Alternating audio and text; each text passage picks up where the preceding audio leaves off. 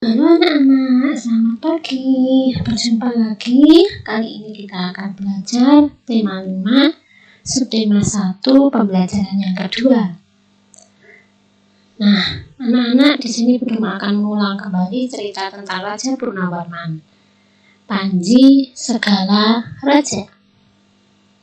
Nah, Raja Purnawarman itu memerintah kerajaan Tarumanegara sejak tahun 395 Masehi. Nah, jasa Raja Purnawarman itu adalah membuka kembali sungai Gangga supaya bisa digunakan untuk mengairi airan persawahan di kerajaan Tarumanegara. Kemudian juga membuat saluran air yaitu melalui Sungai Jebu supaya rakyat bisa menikmati aliran sungai, menikmati pengairan dengan enak. Nah, di sini ada cerita. Raja Purnawarman itu membangun aliran sungai itu tidak sendiri, tapi dibantu oleh rakyat dengan cara bergotong royong. Nah, ketika aliran sungai itu sudah mulai lancar, para petani senang anak-anak karena apa? Aliran sungainya bisa digunakan untuk mengairi sawah. Nah, selain itu Raja Purnawarman juga berjuang untuk mengusir siapa? Bajak laut yang akan menguasai kerajaan Tarumanegara. Nah, karena perjuangan dari Raja Purnawarman ini, rakyat menjadi senang, hidup tentram dan aman. Nah, sebagai wujud kecintaan rakyat kepada Raja Purnawarman, maka telapak kakinya diabadikan dalam bentuk prasasti. Nah, yang disebut dengan prasasti Ciarteun. Nah, jadi perjuangan Raja Purnawarman itu yang pertama yaitu adalah membangun saluran air, kemudian membasmi perampok, lalu yang terutama adalah mendahulukan kepentingan dan tujuan untuk bersama. Nah, anak-anak, si rasa persatuan itu mewujudkan hidup aman dan sejahtera, seperti contohnya tadi masyarakat yang ada di kerajaan Tarumanegara kan bergotong royong ya untuk membuat saluran air. Nah, akhirnya apa? Hidup rakyat di kerajaan Tarumanegara menjadi aman dan sejahtera. Nah, sikap-sikap yang dilakukan oleh Raja Purnawarman itu telah mencerminkan nilai-nilai dalam Pancasila. Nah, terutama sila keempat, yaitu apa? Ya, kerakyatan yang dipimpin oleh hikmat kebijaksanaan dalam permusyawaratan perwakilan.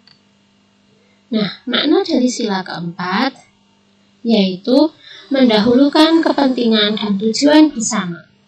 Lalu, cinta permusyawaratan, kemudian bijak dalam menyelesaikan masalah. Nah, sila keempat dilambangkan yaitu kepala banteng. Nah, makna dari simbol sila keempat atau banteng itu merupakan simbol dari sila keempat. Nah, banteng itu digunakan karena merupakan hewan sosial yang suka berkumpul. Nah, seperti halnya musyawarah, orang-orang akan berdiskusi dan berkumpul untuk memutuskan sesuatu yang menjadi permasalahan. Nah, banteng itu juga suka berjiwa sosial. Maka, banteng ini menjadi kawanan hewan yang kuat. Hal ini juga berlaku untuk menggambarkan kita sebagai masyarakat Indonesia. Nah, semakin rakyatnya itu dapat hidup dalam kebersamaan dan bermusyawarah, maka Indonesia itu akan dapat mewujudkan cita-cita bangsanya. Nah, pengamalan Pancasila, sila yang keempat, yaitu adalah mengutamakan kepentingan negara dan masyarakat. tidak memaksakan kehendak, kemudian mengutamakan musyawarah, terutama dalam mengambil keputusan, lalu harus bertanggung jawab dan menerima hasil keputusan dengan lapang dada. Nah, di sini Budiman punya contoh kasus. Di sini ada cerita. Hari ini kelompok Wayan akan mengerjakan tugas kelompok. Tetapi hari ini Wayan juga diajak ibu pergi ke swalayan. Wayan menolak dengan halus ajakan ibunya. Wayan pergi ke rumah temannya untuk belajar kelompok. Nah, sikap Wayan tadi tetap melaksanakan kewajibannya, yaitu untuk mengerjakan tugas kelompok. Karena itu memang tugasnya dia sebagai seorang pelajar. Nah, kemudian sikap Wayan itu sudah sesuai dengan pengamalan Pancasila, sila yang keempat. Karena dia lebih mementingkan kepentingan bersama daripada kepentingan pribadinya. Karena kepentingan bersama yaitu bersama dengan teman-temannya. Kalau dia ikut ibu, kan dia hanya mementingkan pribadinya. Paling di swalayan dia hanya jajan atau hanya memberi kebutuhan untuk pribadinya. Nah, kemudian seandainya Wayan itu ikut ibu untuk pergi berbelanja, kira-kira apa yang akan dialami Wayan? Yang pertama, dia tidak bisa mengerjakan tugas kelompok. Kemudian yang kedua, teman-temannya pasti kecewa, ya kan? Karena ini pekerjaan kelompok, kok Wayan tidak mau ikut mengerjakan secara berkelompok seperti itu, malah pergi ke swalayan bersama ibunya. Nah, seperti itu. Jadi anak-anak, rasa persatuan tadi itu mewujudkan hidup aman dan sejahtera. Nah, contohnya yaitu dengan bekerja sama dan bergotong royong, itu sudah menjadi salah satu sikap sebagai perwujudan persatuan. Nah, contoh lain yaitu pada saat piket anak-anak. Nah, sikap persatuan itu membuat pekerjaan yang sulit itu akan menjadi lebih ringan. Nah, selain itu, kita tidak akan mudah diadu domba anak-anak. Ya kan, coba kalau tidak ada persatuan, pasti akan mudah bertengkar. Ya tidak? Nah, seperti itu anak-anak. Nah, anak-anak, Raja Purnawarman ini dia memiliki sikap kepahlawanan yang menjadi teladan, yaitu menjadi teladan sebagai seorang pemimpin. Nah, menjadi seorang pemimpin itu harus berani dan pantang menyerah dalam memperjuangkan kepentingan rakyat, agar rakyatnya bisa hidup aman dan juga sejahtera. Nah, karena Raja Purnawarman itu kan tadi diceritakan bahwa rakyatnya menjadi hidup bahagia seperti kita. Kalau kita hidup dalam persatuan, hidup kita juga akan aman dan juga damai. Nah, sekarang kita akan belajar tentang nada. Nada itu diartikan sebagai bunyi yang teratur. Nah, nada itu memiliki tingkatan bunyi rendah maupun tinggi. Nah, contohnya ada dari do sampai si dan seterusnya.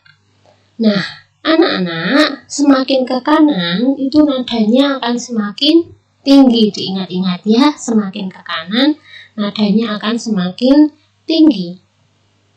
Nah, berikut ini Buduma akan putarkan kentak. Silahkan anak-anak dengarkan ya.